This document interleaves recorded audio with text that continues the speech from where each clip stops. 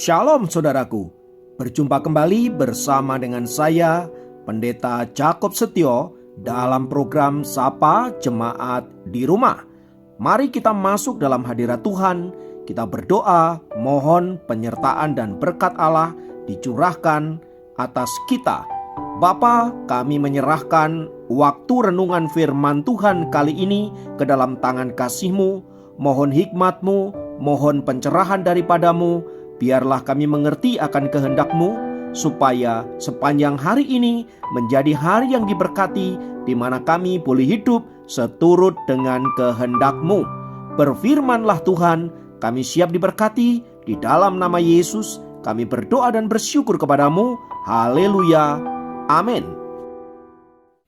Firman Tuhan kali ini saya ambil dari Markus 8 ayat 34. Saya ulangi, Markus 8 ayat 34 berkata, "Setiap orang yang mau mengikut aku, ia harus menyangkal dirinya, memikul salibnya dan mengikut aku."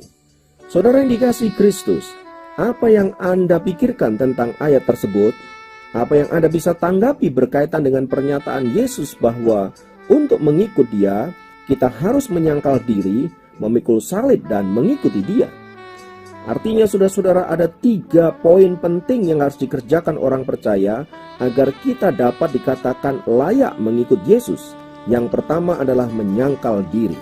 Menyangkal diri ini tentu berbicara tentang penaklukan hidup kita seutuhnya kepada Kristus. Mengapa harus kita taklukkan? Karena pada dasarnya kita adalah orang-orang yang ego, yang selalu ingin menuruti keinginan kita pribadi daripada mengikuti Tuhan. Maka ketika kita bicara penaklukan diri, bersedia untuk takluk dan mengikuti Dia seutuhnya. Yang kedua, ketika kita berbicara tentang memikul salib, artinya kita harus bersedia menderita karena namanya.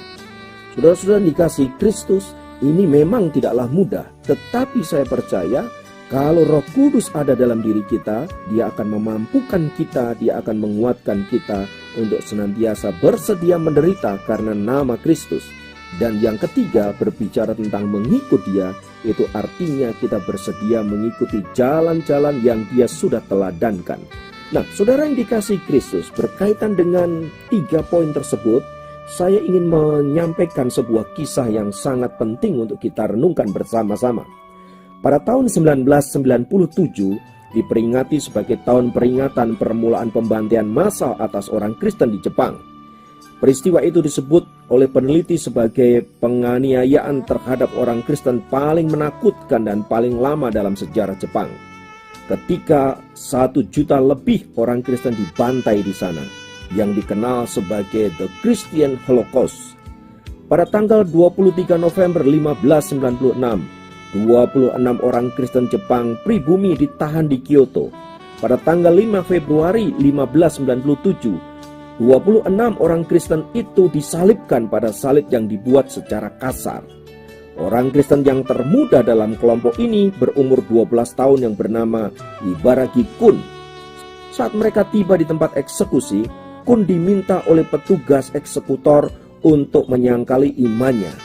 Kun menatap mata orang yang akan mengeksekusinya dan berkata, "Pak, akan lebih baik jika Anda sendiri menjadi orang Kristen dan dapat pergi ke surga kemana saya akan pergi. Sekarang tunjukkan kepada saya salib saya sebelah mana, Pak." Petugas tersebut kagum atas tanggapan anak muda itu dan menunjuk pada salib yang paling kecil di atas bukit. Kun muda berlari menuju salib itu, berlutut di depan salib itu dan memeluknya.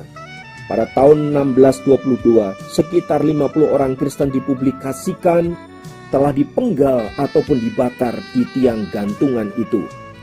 Pada tahun 1637, ada ribuan petani Kristen bersenjata perkakas dan alat-alat seadanya melawan pasukan pemerintah. Kira-kira ada lebih dari 30 orang Kristen dibunuh dalam peristiwa itu. Peristiwa ini merupakan salah satu contoh penganiayaan terburuk yang terjadi selama pembantaian massal yang berakhir pada tahun 1865 di Jepang. Saudara-saudara dikasihi Kristus, menarik sekali kisah tentang peristiwa penganiayaan orang-orang Kristen di Jepang tersebut. Yang luar biasa adalah ada begitu banyak orang-orang Kristen seperti Kun muda. Mereka berani menyangkal dirinya, bahkan kemudian menyerahkan dirinya hanya kepada Kristus dan rela mati demi iman mereka kepada Tuhan. Saudaraku yang dikasihi Tuhan, sama seperti Kun yang bertanya kepada si penyalibnya, "Di manakah salibku?"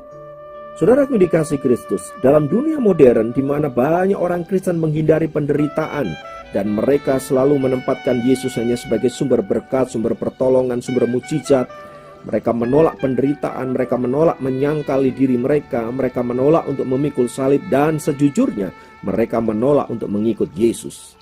Mereka hanyalah orang-orang Kristen egois yang hanya ingin senang, yang hanya ingin sukses, yang hanya ingin menikmati berkat-berkat tetapi tanpa mau mengikuti Tuhan. Saudara, bahkan ada banyak orang Kristen diam-diam menyangkali Kristus. Ya, ada banyak orang Kristen tidak berani menyatakan imannya. Ada banyak orang Kristen, saudaraku yang dikasihi Tuhan, yang hanya bisa berdiam diri dan tidak melakukan apa-apa karena takut mendapat penolakan dari orang-orang di sekitarnya. Saudaraku yang dikasihi Kristus, firman Tuhan berkata, "Barang siapa malu mengakui aku di depan manusia, maka aku juga akan malu mengakui dia di depan Bapakku." Hari ini saudara-saudara, mari kita menjadi orang-orang Kristen yang tangguh, menjadi orang-orang Kristen yang tidak takut mati, orang-orang Kristen yang siap untuk apa? Untuk mengikuti Tuhan semata-mata. Haleluya. Biarlah Tuhan menguatkan iman saudara dan saya. Haleluya. Mari kita berdoa. Bapa, dalam nama Yesus, biarlah Engkau senantiasa meneguhkan iman kami, menguatkan iman kami di tengah-tengah guncangan kehidupan yang begitu rupa. Biarlah kami boleh menjadi orang-orang Kristen yang tangguh, memikul salib dan mengikut Engkau seumur hidup kami. Terima kasih Bapa di surga untuk kebenaran firman-Mu, biarlah itu menguatkan kami senantiasa. Haleluya. Hamba berdoa hari-hari ini, mungkin ada pendengar dari program ini yang sedang ada dalam kekalutan. Mereka malu mengakui Engkau di depan manusia. Tuhan menolong mereka, memberikan kekuatan. Karena kami tahu orang-orang yang mengasihi Kristus, dia adalah orang-orang yang berani dan bukan orang-orang penakut. Terima kasih Tuhan, terpujilah nama-Mu kekal selama-lamanya. Di dalam nama Tuhan Yesus kami berdoa, haleluya, amin. Dapat memberkati Anda dimanapun berada. Sampai jumpa dalam program Sapa Jemaat yang lain. Tuhan Yesus memberkati, haleluya.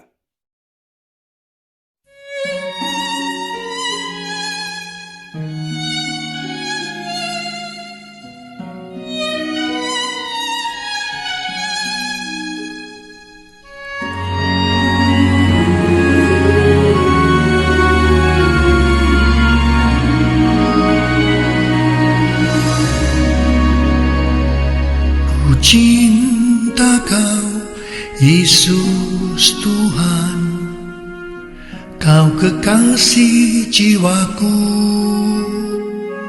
Perlu Kau, Yesus Tuhan, Kaulah nafas hidupku.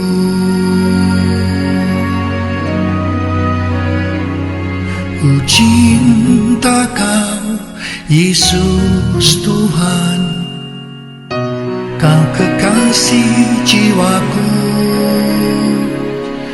Perlu Kau, Yesus Tuhan, Kaulah nafas hidupku. Yesus, Yesus, Kau yang ku rindu. Yesus, Yesus, Kaulah segalanya. Yesus, Yesus, Kau yang ku rindu. Yesus, Yesus, Kaulah segalanya.